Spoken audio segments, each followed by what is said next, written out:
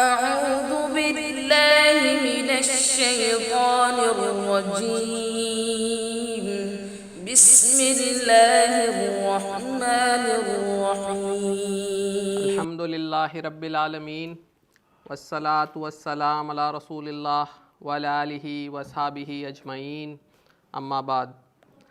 All praise and thanks be to Allah subhanahu wa ta'ala that Allah has blessed us again together in this masjid, and inshallah we continue our topic that we are trying to understand. And what is that? Tawheed, the oneness of Allah and freeing ourselves from Shirk. So inshallah today we are going to highlight on the topic of the fear of Shirk.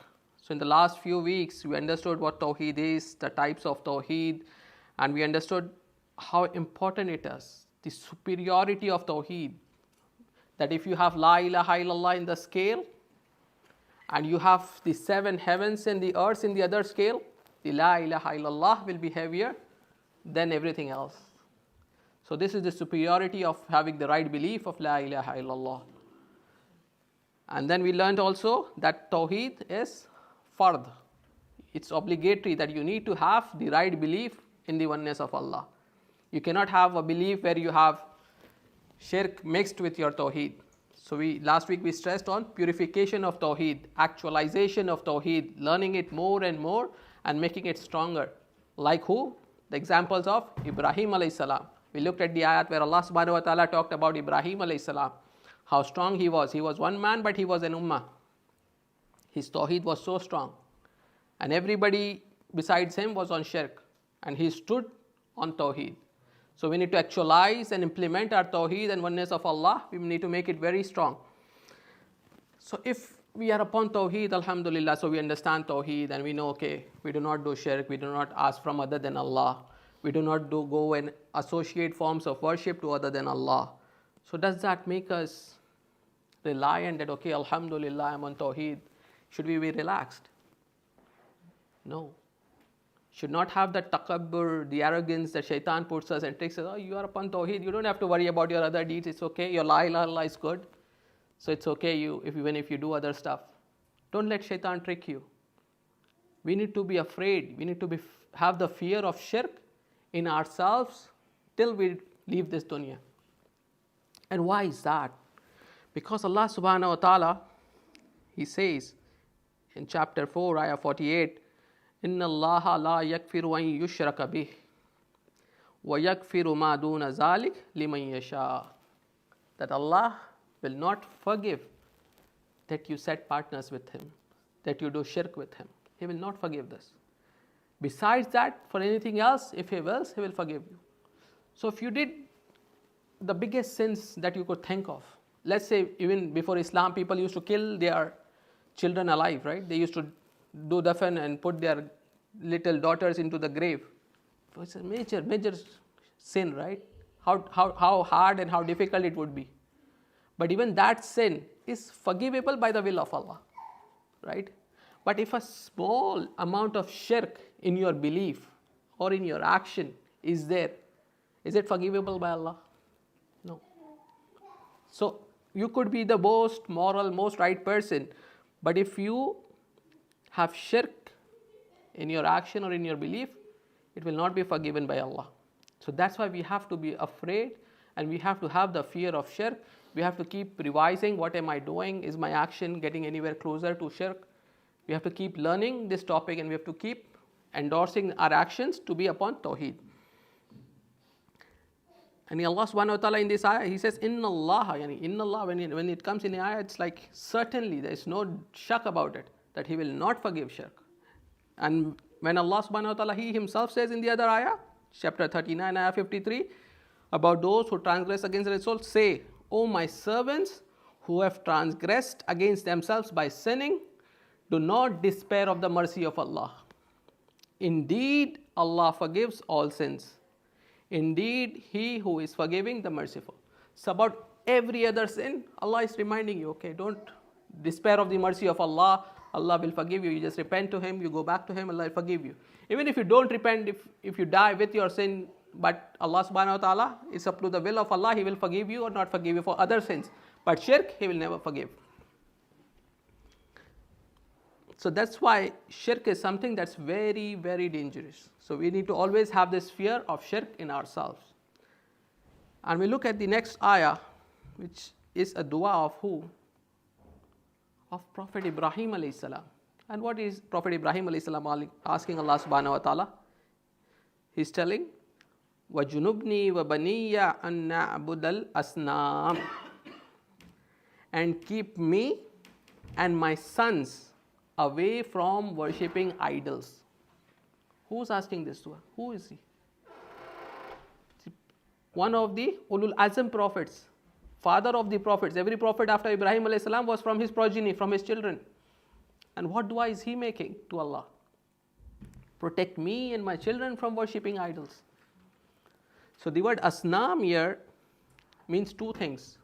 So one is idols, right? Asnam is idols in Arabic. There is another word in Arabic for the idols, which is wasan. What's the difference? So sanam is when the idol is of somebody that you know. Okay, so they know that they used to be a good pious man and they started making his statue. Like in India, we see a lot of good people who were there. They made their statue. They started worshipping them. So this is a sanam. What is a wasan? A wasan is something that is worshipped, but it's not a picture or a person. So for example, there could be stones that they are worshipping. And similar thing in the hukum of wasan comes the graves. So if you go to the graves and you devote forms of worship, you do tawaf of the grave. What did you just do? You made that grave an idol. So unfortunately, we see people around us who are upon la ilaha illallah and they are doing this kind of actions devoting to the graves. So we need to be careful. Why? The Prophet sallallahu alaihi wasallam in the hadith, he made a dua. Abu Hurairah radiallahu anhu reported that the Prophet sallallahu alaihi wasallam said, "O Allah, do not turn my grave into an idol that is worshipped." So the Prophet ﷺ just cut this door. Nobody can go near this by making this dua, that there is no chance that you go to graves and do any form of worship.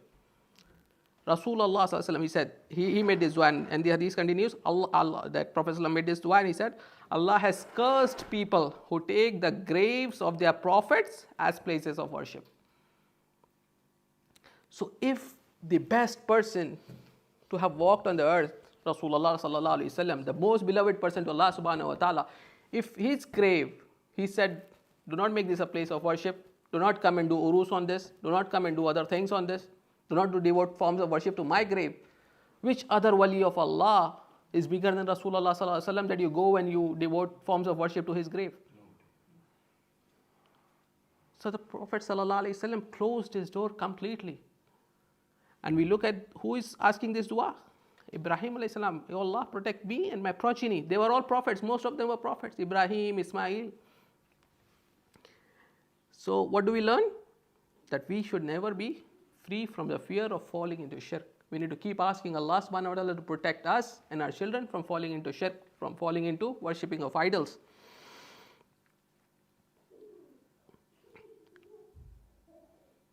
The next hadith, where the Prophet sallallahu alaihi wasallam said,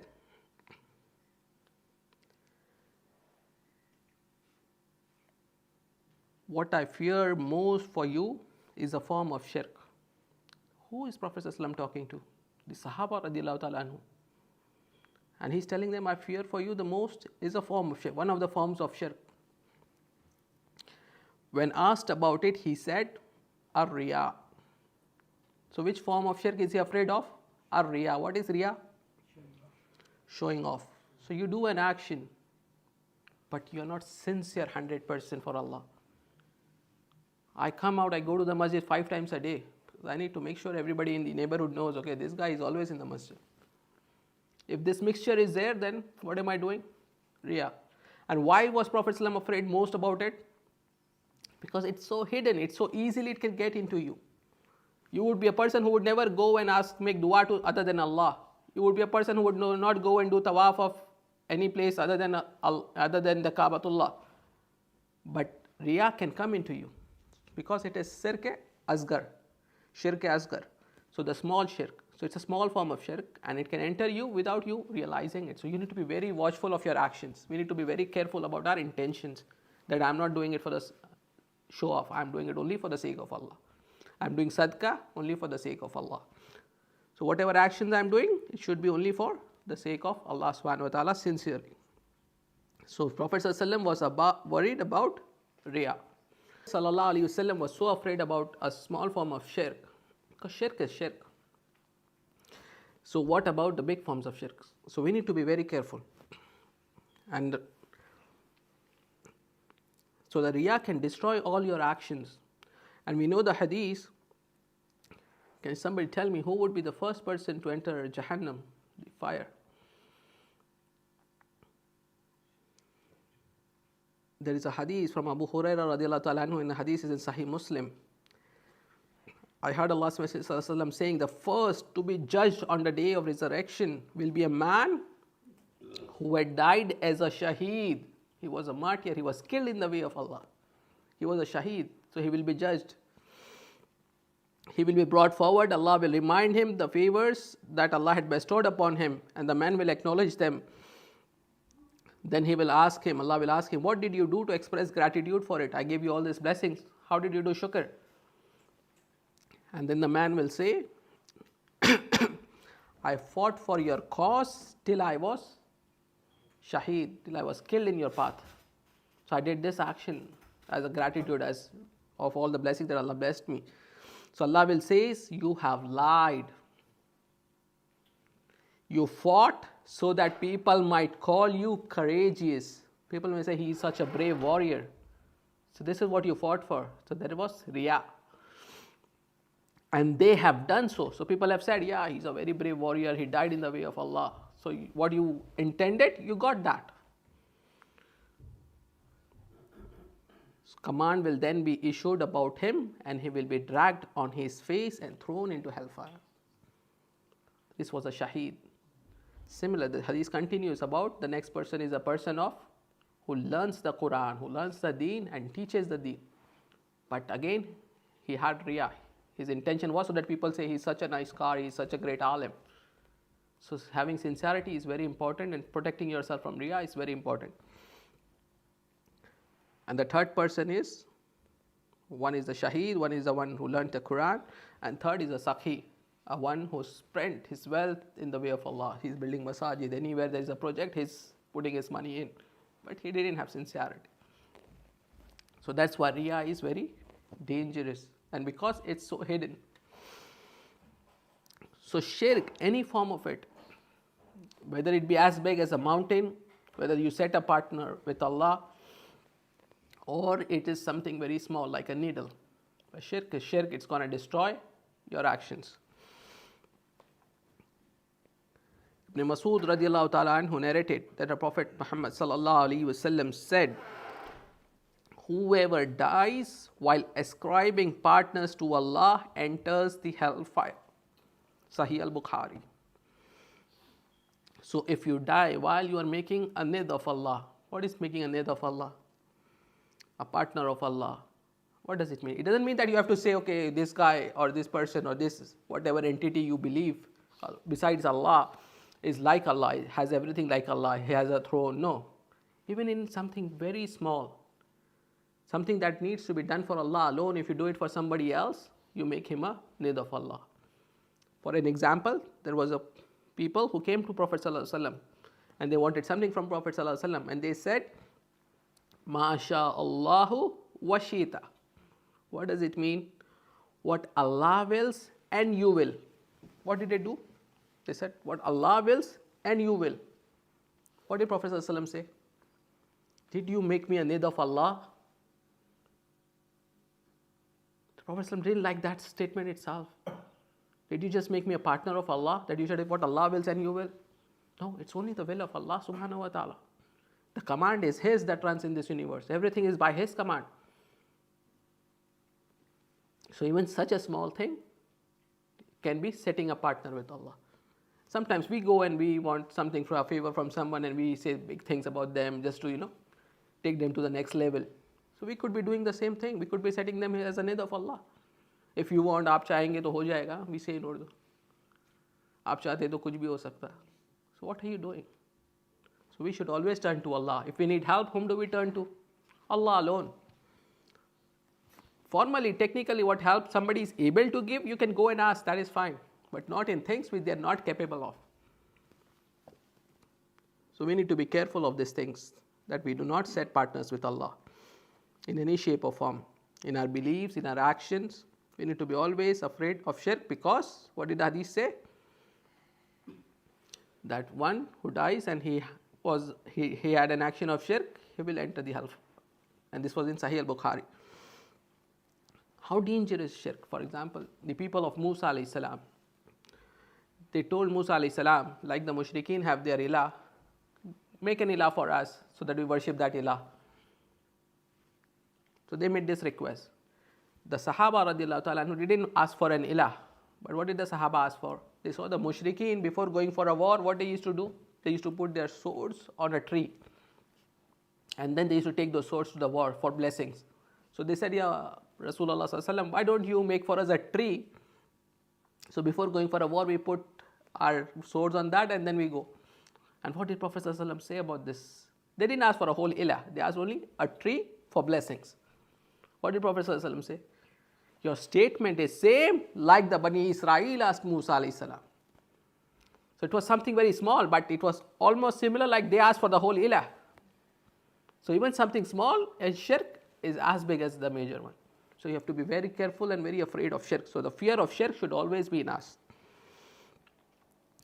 And the next hadith, which is in Sahih Muslim, reports from Jabir radiallahu ta'ala anhu. He's an Ansari Sahabi. And he lived for a long time. His age was long, I think 80 plus. And he was a Sahabi who was very well known and of high status. And towards the end of his life, he lost his eyesight.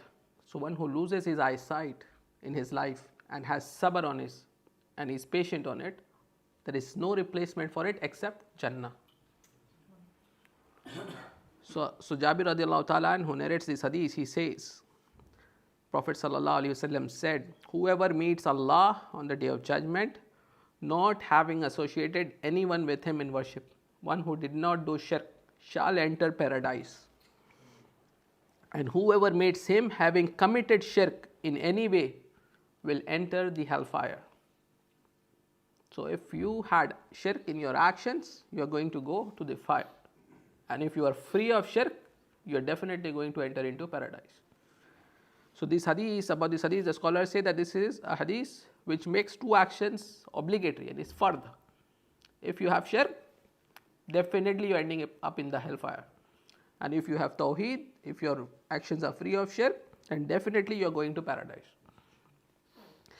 So we need to keep learning about Tawheed, and because if you don't know Tawheed, if you don't know what action could be shirk, if you don't learn this topic, I'm not spending my time on this, how will you save yourself from shirk? Something which is very commonly seen, okay, people, they go and they take qasam of other than Allah. They say, on my child's life, on my mother's life. What is this? Swearing by other than Allah. Swearing by other than Allah is shirk, my brothers. Whenever you take an oath, you take only on Allah subhanahu wa ta'ala. Nobody else deserves this right. So that's why we need to learn all these things, inshallah, and we'll get into more details about Tawheed over the coming weeks, inshallah. Jazakallahu khairan.